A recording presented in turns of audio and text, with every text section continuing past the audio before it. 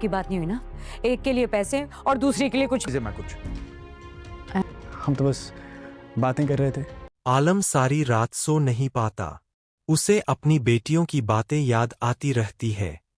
पहली बार उसे एहसास होता है कि उसने हमेशा बेटों को प्राथमिकता दी और बेटियों की जरूरतों को नजरअंदाज किया।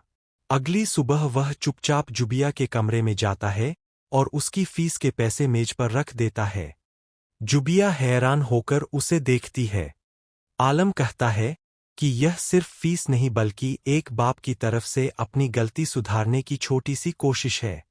दूसरी तरफ अनाया अपनी मंगनी की तैयारियों में लगी होती है, लेकिन उसके मन में कोई और योजना चल रही होती है। वह चाहती है कि पारी और अयान आमने सामने आएं ताकि पुराने राज खुल सकें।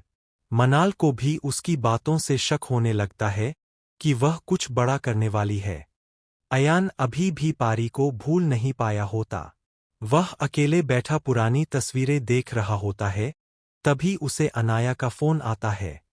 अनाया उसे मंगनी में आने की याद दिलाती है और कहती है कि इस बार कुछ ऐसा होगा जिसकी उसने कभी उम्मीद नहीं की होगी।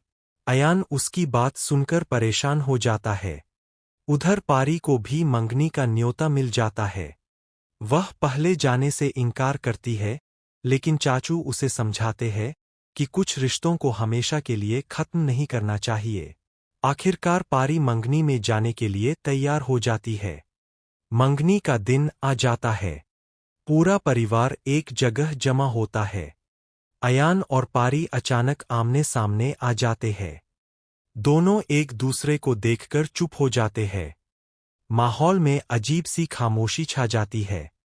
तभी अनाया मुस्कुराते हुए कहती है कि आज सिर्फ मंगनी नहीं बल्कि कई पुराने हिसाब भी पूरे होंगे। दूर खड़ी परीशे यह सब देख रही होती है। उसे महसूस होता है कि कोई उसके खिलाफ खेल खेल रहा है। वह बारी की तरफ देखती है, लेकिन बारी भी बेचैन नजर आता है। एपिसोड के आखिरी सीन में अनाया सबके सामने एक ऐसा सच बताने की तैयारी करती है जिससे पारी बारी अयान और परीशे की जिंदगी हमेशा के लिए बदल सकती है।